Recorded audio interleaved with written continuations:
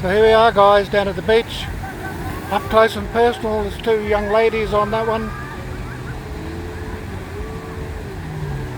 so they're pretty game.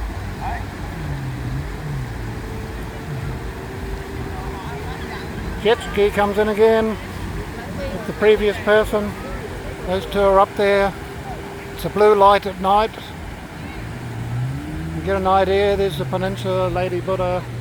Beach has got a lot busier, of course, and they're having a great ride. Sometimes I get a drone up there.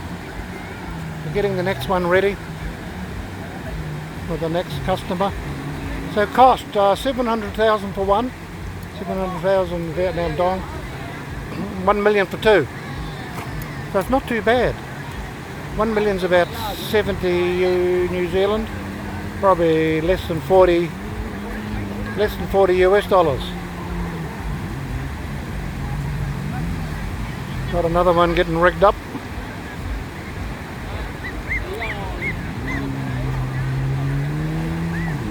You notice they get the chute flying before they take off. Go on any twists, or there we go. Get the chute flying. Is there two on there or one?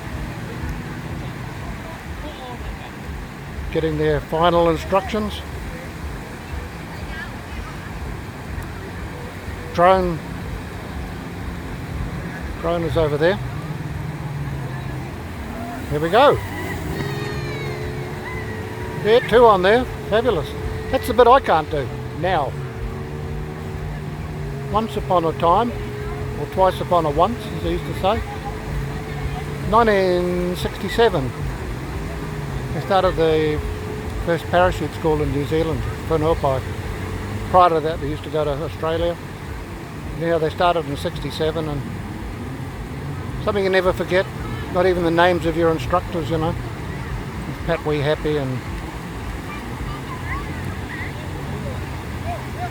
Wiggold in Wiltshire. Worst part of it was the ground training. They give you a bit of a hammering, but there was a lot to learn back then. It wasn't like today's parachutes. See, those one have holes in them and all the rest of it. Now the chutes, you can steer them.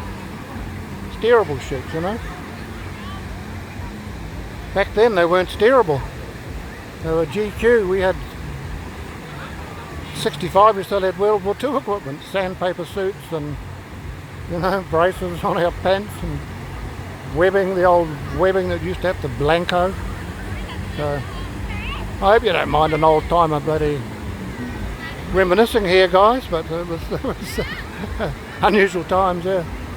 And the parachutes, the GQ British parachute, 32 foot in diameter, quite large.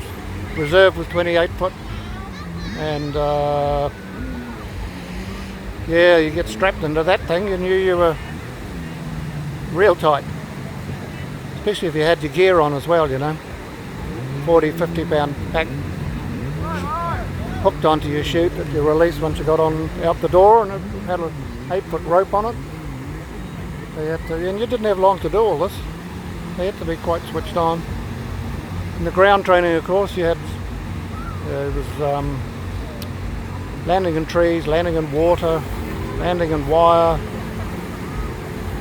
and then just landing, because like I said, these things weren't steerable. So if you're coming in backwards, you landed backwards, sideways, frontways. So you had to practice in the hangar, and they'd haul you up on a bloody rope, and your mates would get you swinging, make sure you had a real swing on. Then the instructor, when you least expect it, would drop you, you know. And you're supposed to land correctly without breaking your ankle. Had the Hercules, had the DC-3 to do about 90 knots for getting out of the chute, and they also had the C-130 that was doing about 120 knots, so quite a bit faster. Out the side door then, for some reason, I don't know why. Both doors too sometimes. Supposed to be doing it alternately, but it was a little bit dodgy, because you're not You know, you're going at fairly low altitude, 1,000 feet, which is only what, 300, 400 metres, isn't it? So it's much better out of the Dakota. The Hercules was quite scary. You know, you get a bunch of guys in a Hercules and they're heading up for a jump. Very quiet, and no talking. Yeah, no talking. Very quiet. I did one water jump, and training for that was quite intense. They always had a safety boat there, but you had to unbuckle your harness. Get yourself in the straps between you, your bum straps, and then 30 feet you're supposed to unbuckle and then arch your back and fall out of the chute. So whoopee, up they go. Whoopee-doo. Yeah. Anyhow, another time they did things. They were just the early days of high altitude, and out of the Iroquois choppers, fly up to height and go out. All the new equipment was starting to come in. But, I remember one time we did a pop-up in a Hercules, which they fly low, 200 or 300 feet. Luckily they don't have windows, so you can't see the trees flashing by. And then they'd stand you up, you'd hook on, check equipment, all that sort of carry on. And then they'd do the pop-up, which was go from 300 up to 800, 900 feet. And it was like a bloody elevator going up at about 100 miles an hour. Your knees would just about buckle. But and as soon as it got to 800, 900, you're out the door both sides, really fast, as fast as you could. And I remember if you went out, you meant to ride the slipstream, down, which wasn't as easy as you might imagine, because if your elbow was cocked out a little bit or you weren't quite lined up, then you could get into a spin. So I got into a bit of a spin and somersaulted through my rigging lines. My helmet come down, which is strapped on really tight. Got a big cut on my nose, but I got down on the ground and did my landing and all that. Then you rolled up your chute, and I got blood on my on my chute. They weren't too happy.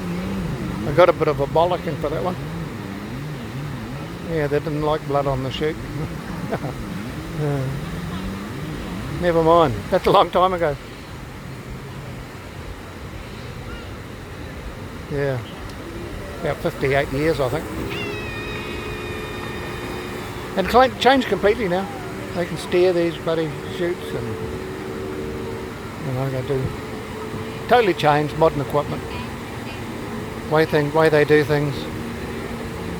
So there you go, guys, down at the beach. That's what it'll cost you. This is Danang Beach and Vietnam Old Timers. I hope you're enjoying the videos.